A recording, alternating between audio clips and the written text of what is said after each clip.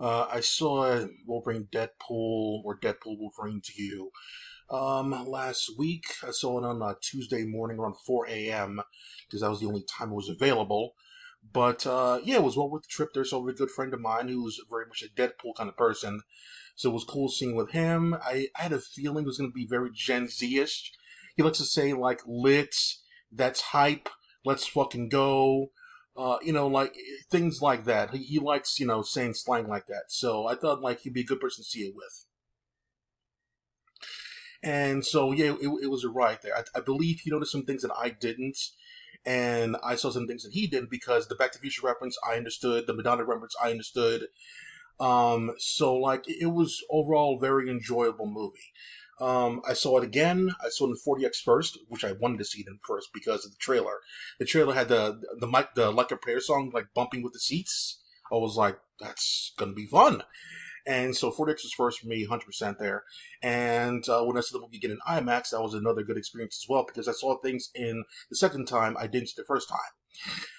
I did notice the second time that the guy who was talking, the TVA guy whose only face was shown, he died twice, and no one's talking about that. That was really weird.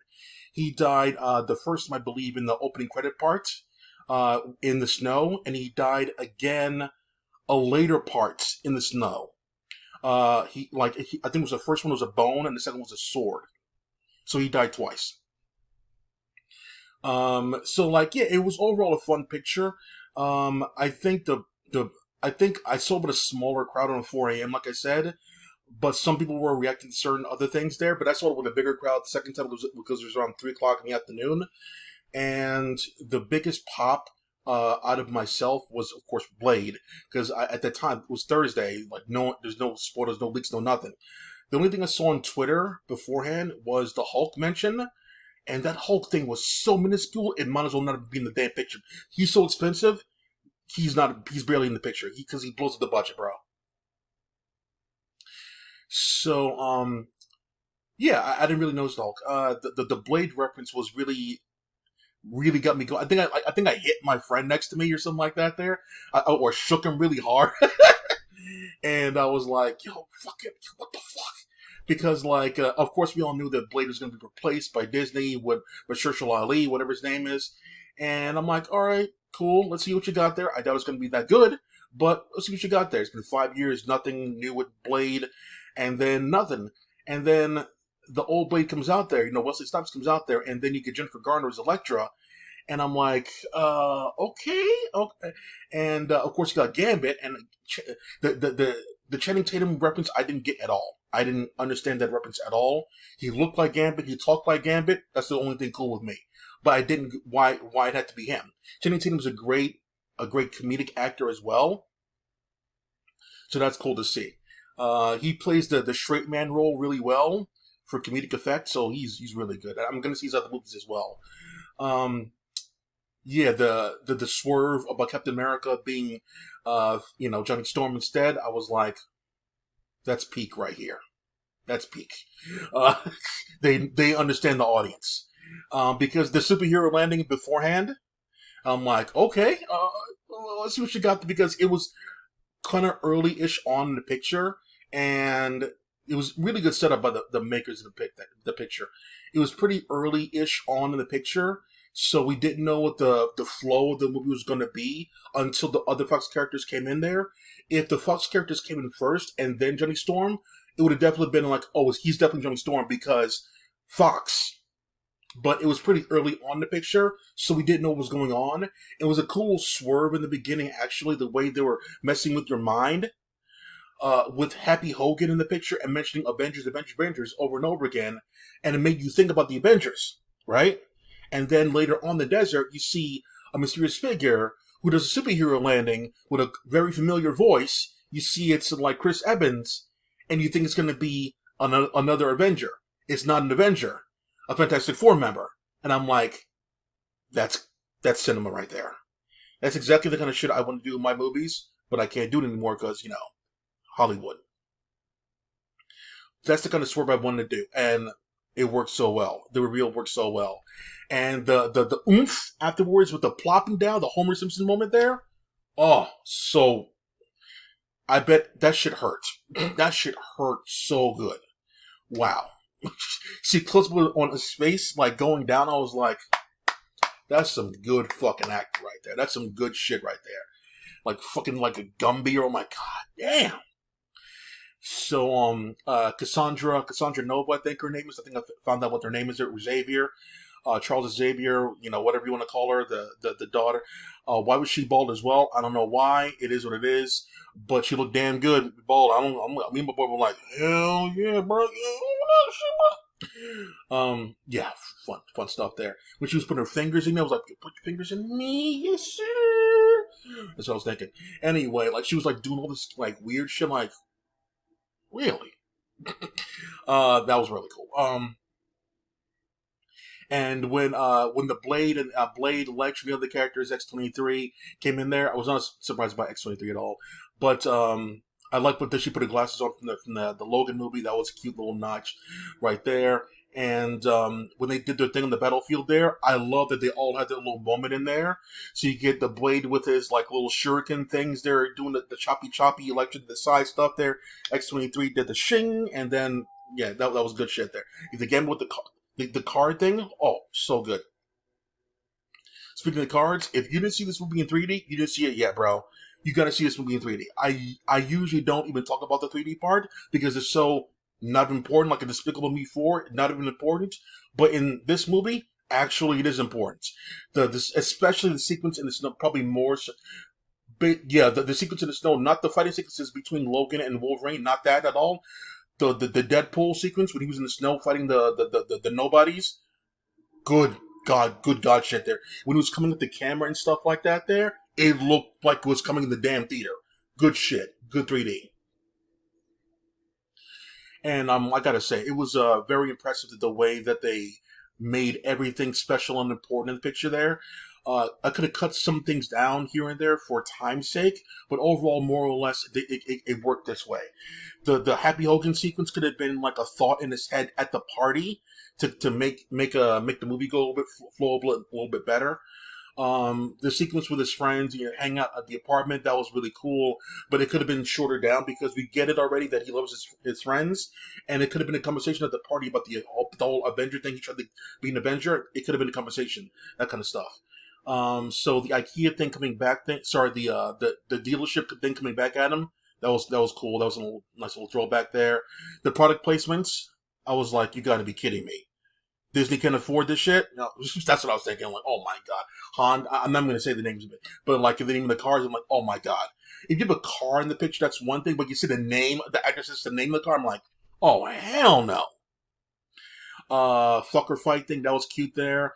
The Power of Love reference when he wasn't really maybe time traveling. I'm not really sure because it's a time thing. I believe the TVA is called all about time.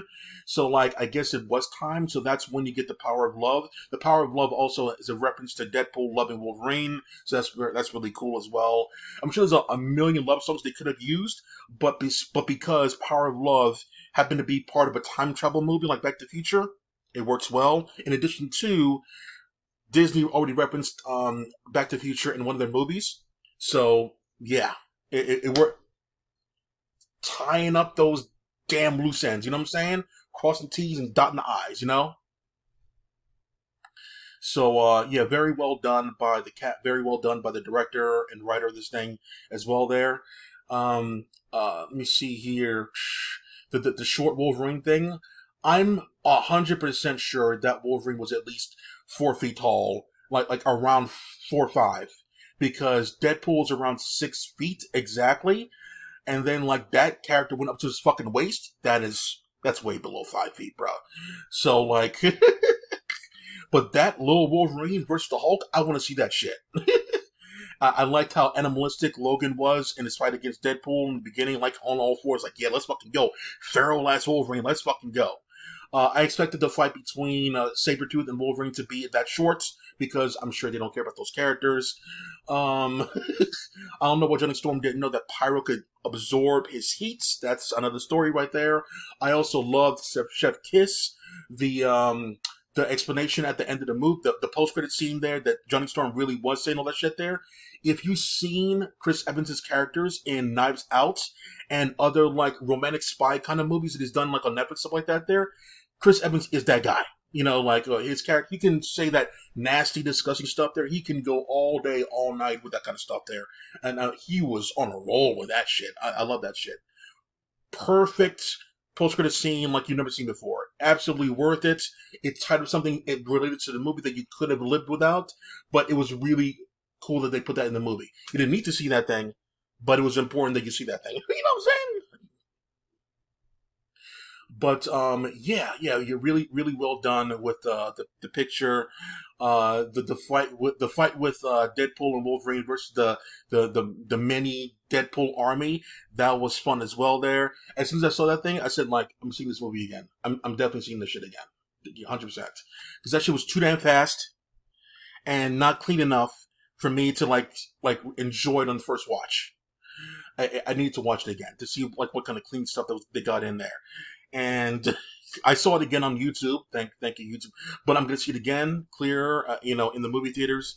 I think I need to see it I think it's 6-7 times to see everything correctly, because I need to see Deadpool, what he was doing, what Wolverine was doing there, and what the other characters, the other Deadpools were doing as well, how they're reacting to certain things as well. I believe the only thing I would have liked, for instead of the catchphrase being like "Let's fucking go," I never heard Wolverine say "Let's go, bub." I never heard him say that. He did say "bub" in the movie. That is correct. He pretty clearly, but he never said "Let's go, bub." He never said that. Neither did Cavalrine. He never said that either. During the part, during the like a prayer thing, when he was slow motion, he could have said "Let's fucking go." Let's go, bub. He could have said it there. And like, if he did this with the claws, and his claws went out the X way this way, that's reference from the X-Men games, bro. X with his arms like this one, and then comes out like that one, and then Deadpool comes like, oh, Wakanda for, and then it just, and then bam, like that one. As soon as it does boom behind the explosion, let's go, bub. Bam, and then like, woo! I'm telling you.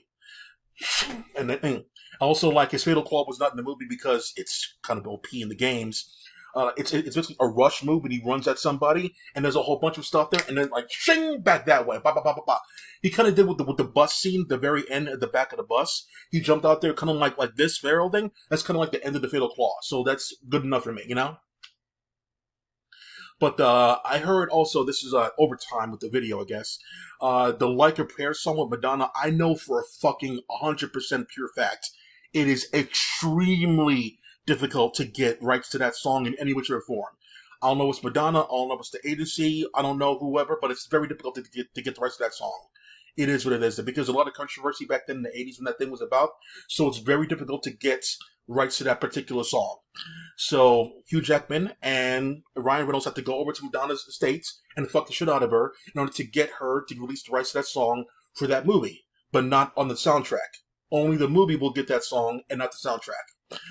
According to reports, Madonna had to see where they wanted to place the song, and if it meant something cool, she would put it in there. And she saw it, and is like, she said to them, "You need to have this song at this point." Because they know, because they're around my age, they know that song would hit hard at that particular scene. When he says home and he puts on the mask finally, bam, beautiful. When you call my name, it's like a little bear. Down on my knees, I'm gonna take you. Another gay reference in the movie. I didn't mind the gay references in the movie at all because it made sense for Deadpool to want to fuck anything, so it is what it is there. So the innuendo thing is fine there. Just don't give in to it or whatever there. A little teasing is fine. That's cool with me. So like, you want to go all the way sometimes there. If it's earned, sure, go for it. But yeah, it is what it is there. But yeah, I enjoyed the fuck out of this picture there. What did you think of the picture? Let me know in the comments below. That's for now. Clack off.